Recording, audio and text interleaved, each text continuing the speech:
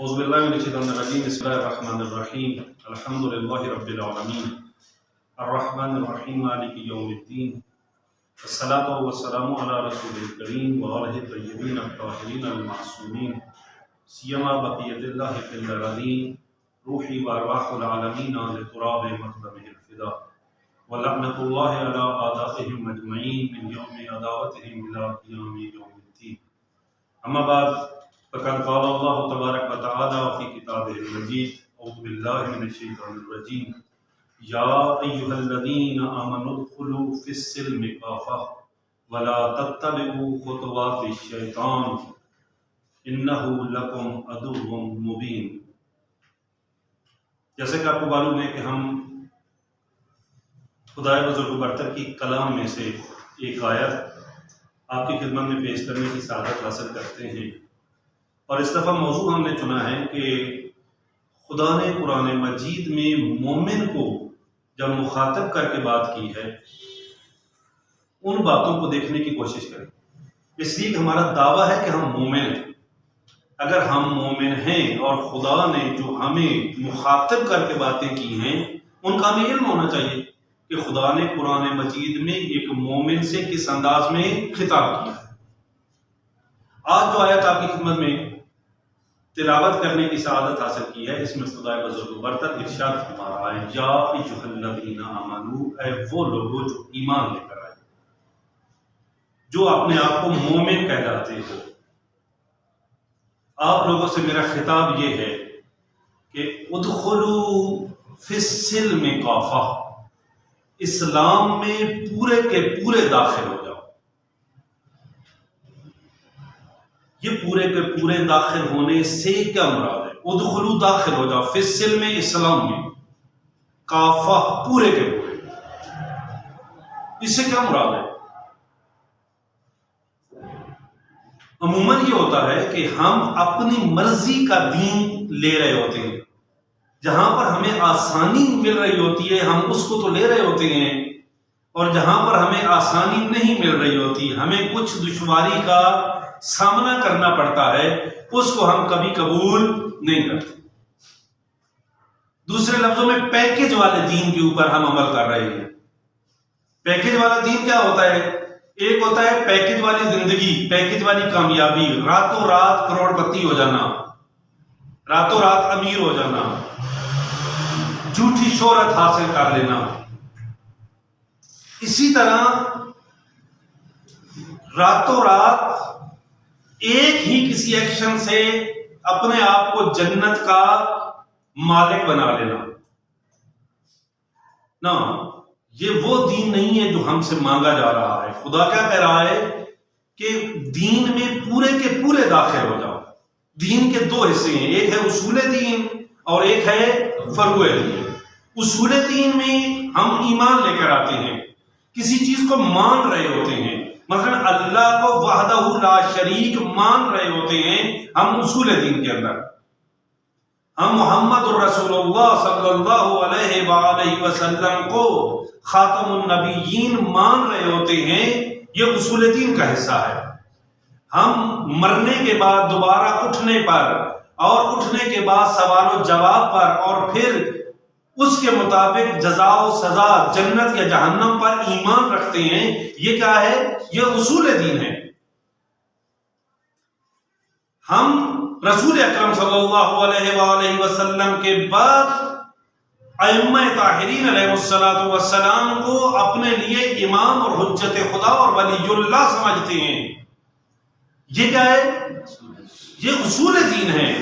جب اصول دین میں ہم نے مان لیا، اب میری مرضی نہیں چلے گی، اب مرضی اللہ کی چلے گی، اب مرضی رسول اللہ صلی اللہ علیہ وآلہ وسلم کی چلے گی، اب مرضی ائمہ طاہرین کی چلے گی. اب میری مرضی نہیں چلے گی کہ میرا دل کر رہا ہے کہ آج میں 2 سجدوں کی بجائے 3 سجدے کر لوں. نماز میں 2 کی بجائے 3 سجدے، مزہ ہے 2 سجدے میں کروں 3 کروں نا، یہ میری مرضی نہیں چلے. یہ صادق آل محمد علیہ السلام کی مرضی چلے گی کہ مجھے 2 سجدے کرنے ہیں یا 3 سجدے کرنے ہیں. مجھے 1 رکوع کرنا ہے یا 2 رکوع کرنے ہیں. اگر ہم اپنی مرضی کا دین لے کر آ جائے تو اس کا مطلب یہ ہے کہ ہم نے وہ کافہ والی صورت اختیار نہیں کی. یا ایھا الذین آمنوا ادخلوا فی السلم کافہ، پورے کے پورے دین میں ہم داخل نہیں ہوئے. نؤمن ببعض ونکفر ببعض، بعض کے اوپر ہم ایمان لے آئیں گے اور بعض کے اوپر ہم ایمان نہیں لے آئیں گے، اس کا کفران کر دیں گے، اس کو جھٹلا دیں گے. یہ والا دین ہم سے نہیں مانگا گیا. خدا کیا مانگ رہا ہے ایمان سے دین؟ کہ پورے کے پورے اسلام میں داخل ہو جاؤ، اسلام نے جو کچھ کہا ہے اس پر عمل کرو، پورے کا پورے دین میں داخل ہو جاؤ، اپنی مرضی کا دین نہ بناؤ. اور پھر آگے کیا فرمایا؟ وَلَا تَتَّبِعُوا خُطُوَاتِ الشَّيْطَانِ. یہ جو اپنی مرضی کا دین بنانا ہوتا ہے، بعض کے اوپر عمل کرنا اور بعض کو چھوڑ دینا، بعض کو دین ماننا اور بعض کو نہ ماننا، یہ کیا ہے؟ یہ خطوات الشیطان میں سے ہے، یعنی شیطان کے راستوں میں سے ایک راستہ ہے. وَلَا تَتَّبِعُوا خُطُوَاتِ الشَّيْطَانِ، شیطان کے راستوں کی اتباع نہ کرو، شیطان کے راستوں پر نہ چلو. کیوں؟ پھر فرمایا اس لیے کہ اِنَّهُ لَكُمْ عَدُوٌّ مُبِينٌ، اس لیے کہ شیطان تمہارا کھلا دشمن ہے. یعنی یوں نہیں ہے کہ وہ چھپ کے آ کر وار کرتا ہے، نہ، چھپ کے آ کر وار کرنے والا کوئی اور ہو سکتا ہے، شیطان کا کوئی چیلا ہو سکتا ہے. شیطان نے اعلان کیا ہوا ہے کہ پروردگار تیرے مخلصین کو میں گمراہ کروں گا، لَأَغْوَيَنَّهُمْ، میں ان کو ضرور بس ضرور گمراہ کروں گا. کس کے ذریعے گمراہ کرے گا؟ دیندار کو دین کے ذریعے ہی گمراہ کرتا ہے. یعنی اپنی مرضی کا دین کے اوپر عمل کرنا. کسی چیز جو میری مرضی کا دین ہے اس کو میں مان لوں، جو میری مرضی کا نہیں ہے اس کو نہ مانوں. آپ کو اپنے ارد گرد بہت ایسا نظر آتا ہوگا کہ مرضی کا دین جو آسان والا کام ہو وہ کر لیا جائے، جو دل کو پسند آئے وہ کر لیا جائے، اور جو دل کو پسند نہ آئے اس کے اوپر عمل نہ کیا جائے. آپ کو ہر جگہ پر نظر آتا ہے. کلاس کے اندر اگر ایک ٹیچر یہ چاہے کام کروانا اور اسٹوڈنٹ کہے کہ یہ کام کروں گا اور یہ نہیں کروں گا، ٹیچر قبول کرتا ہے اس سے؟ ٹیچر کیا کہتا ہے کہ جو کام کہا جا رہا ہے وہ کر کے دو. اگر ایک کلاس ٹیچر اپنے اس شاگردوں سے پورے کا پورا کام چاہ رہا ہوتا ہے تو خدا کو کیا ہمارے لیے 2 سجدوں کی ضرورت ہے؟ خدا کو ہمارے سجدے نہیں چاہیے. خدا کو یہ نہیں چاہیے کہ میں سارا دن بھوکا پیاسا رہوں. خدا کو یہ چاہیے کہ میں دیکھوں کہ ان میں سے کون میری بات مانتا ہے. خدا تعبد دیکھنا چاہتا ہے، اپنی مرضی کا دین نہیں، میری مرضی کے مطابق کون چلتا ہے، خدا یہ دیکھنا چاہتا ہے. اگر خدا اپنی مرضی کے مطابق مجھ سے زندگی چاہتا ہے، اب مجھے کیا کرنا چاہیے؟ میری ذمہ داری کیا بنتی ہے؟ کتنی زندگی ہے ایک انسان کی؟ 65 سال، 70 سال. آج کل جو ایوریج ایج ہے وہ 70 سال. ان میں سے پہلے 14 سال نکال دیے جائیں، باقی کتنی بچتی ہے؟ کتنی؟ 56 ایئرز ایج بچتی ہے باقی. یہ 56 سالہ ایج خدا بہت خوبصورت ایک سودا کر رہا ہے. خدا کہہ رہا ہے کہ یہ 56 سالہ ایج زندگی مجھے دے دو، میری مرضی کے مطابق یہ 56 سال زندگی گزار دو. آپ کی زبان ہلے تو میری مرضی کے مطابق، آپ کے ہاتھ ہلے تو میری مرضی کے مطابق، آپ کے پاؤں حرکت کریں تو میری مرضی کے مطابق، تمہاری آنکھ دیکھے تو میری مرضی کے مطابق، تمہارے کان سنے تو میری مرضی کے مطابق. یہ 56 سالہ زندگی مجھے دے دو، میری مرضی کے مطابق گزارو. اور اس کے بعد ایک ابدی زندگی ہے جس کے بعد کوئی موت نہیں. وہ زندگی تم اپنی مرضی کے مطابق گزارنا. سودا اچھا ہے نا؟ صرف 56 سال خدا کی مرضی کے مطابق گزارنا ہے، اور اس کے بعد زندگی ہے وہ اللہ کی مرضی کے مطابق نہیں، اپنی مرضی کے مطابق گزارنا. جو مانگو گے ملے گا، مانگنے کی ضرورت بھی نہیں آئے گی. جو سوچو گے ملے گا، جیسے سوچو گے ملے گا. کتنا خوبصورت سودا ہے. اس کے لیے کیا کرنا پڑے گا؟